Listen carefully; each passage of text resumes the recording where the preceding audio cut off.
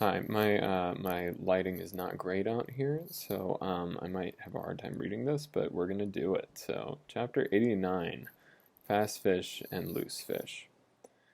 The allusion to the waifs and waif poles in the last chapter but one necessitates some account of the laws and regulations of the whale fishery, of which the waif may be deemed the grand symbol and badge.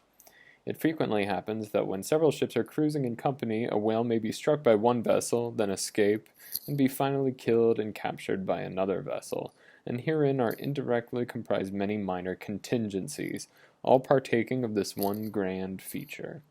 For example, after a weary and perilous chase, the capture of a whale, the body may get loose from the ship by reason of a violent storm, and drifting far away to leeward be retaken by a second whaler, who in a calm snugly tows it alongside without risk of life or line.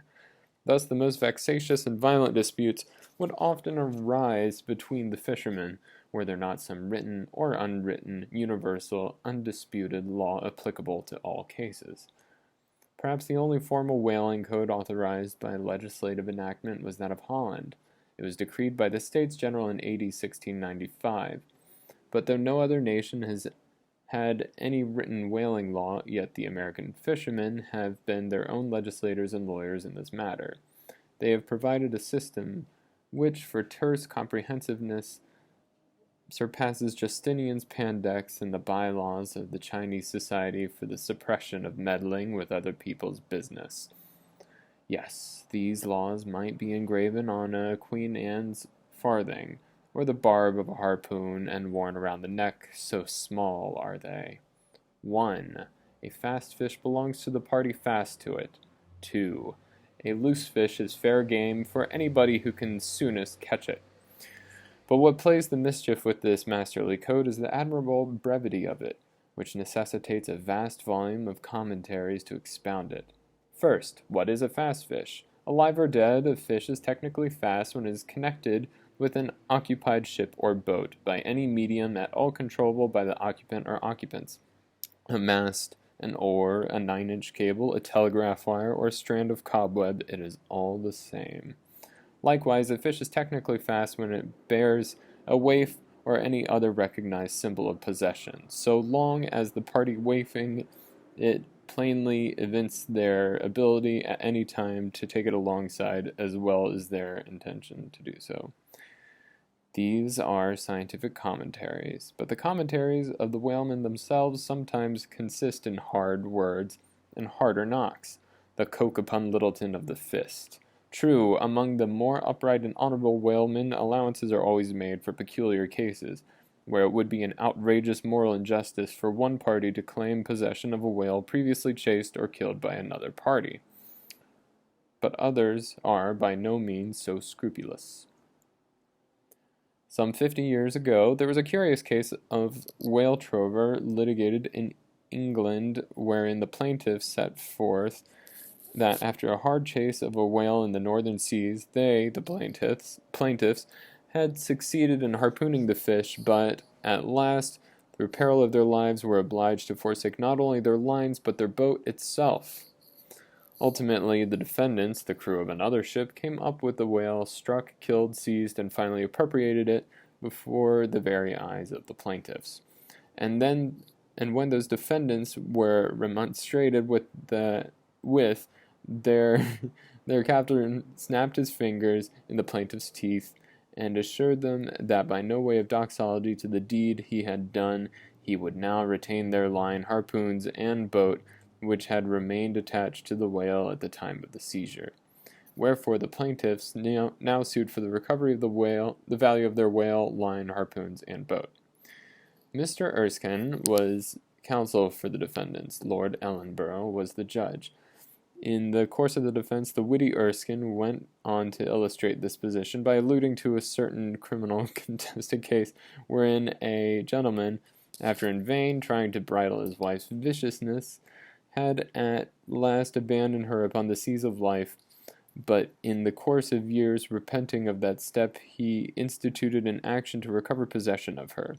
Erskine was on the other side, and he then supported it by saying that although the gentleman had originally harpooned the lady, and had once had her fast, and only by reason of the great stress of her plunging viciousness had last abandoned her, yet abandon her he did, so that she became a loose fish, and therefore when a subsequent gentleman re-harpooned her, the lady then became that subsequent gentleman's property, along with whatever harpoon might have been found sticking in her. Now, in the present case, Erskine contended that the examples of the whale and the lady were reciprocally illustrative of each other. These pleadings and the counter-pleadings being duly heard, the very learned judge set terms decided, to wit, that as for the boat, he awarded it to the plaintiffs, because they had merely abandoned it to save their lives, but that with regard to the controverted whale, harpoons, and line, they belonged to the defendants.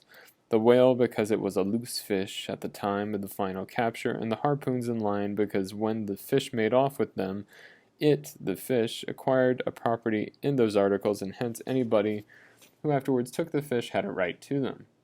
Now the defendants afterwards took the fish, ergo the aforesaid articles were theirs. A common man looking at this decision of the very learned judge might possibly object to it, but plowed up to the primary rock of the matter, the two great principles laid down in twin whaling laws previously quoted and applied and elucidated by Lord Ellenborough in the above cited case, these two laws touching fast fish and loose fish, I say, will, on reflection, be found the fundamentals of all human jurisprudence. For notwithstanding its complicated tracery of sculpture, the temple of the law, like the temple of the Philistines, has but two props to stand on. It is not a saying in everyone's mouth, possession is half of the law. That is, regardless of how the thing came into possession, but often possession is the whole of the law. What are the sinews and souls of Russian serfs and Republican slaves but fast fish, whereof possession is the whole of the law? What to the rapacious landlord is the widow's last mite but a fast fish? What is yonder undetected villain's marble mansion with a door-plate for a waif? What is that but a fast fish? What is the ruinous discount which Mordecai the broker gets from poor Wobegon the bankrupt on a loan to keep Wobegon's family from starvation? What is that ruinous discount but a fast fish? What is the Archbishop of Savesoul's income of £100,000 seized from the scant bread and cheese of hundreds of thousands of broken-backed laborers, all sure of heaven without any of Savesoul's help? What is that globular 100,000 but a fast fish? What are the Duke of Dunder's hereditary towns and hamlets but fast fish? What to the redoubted harpooner John Bull is poor Ireland but a fast fish? What to that apostolic lancer Brother Jonathan is Texas but a fast fish?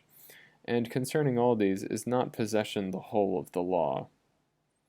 But if the doctrine of fast fish be pretty generally applicable, the kindred doctrine of loose fish is still more widely so.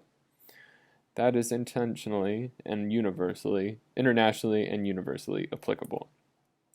What was America in 1492 but a loose fish, in which Columbus struck the Spanish standard by way of wafing it for his royal master and mistress?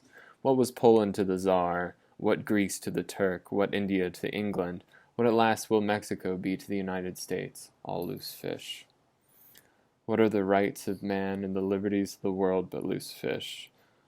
What all men's minds and opinions but loose fish? What is the principle of religious belief in them but loose fish? What to the ostentatious, smuggling verbalists are the thoughts of thinkers but loose fish? What is the great globe itself but loose fish? And what are you, reader, but a loose fish, and a fast fish, too?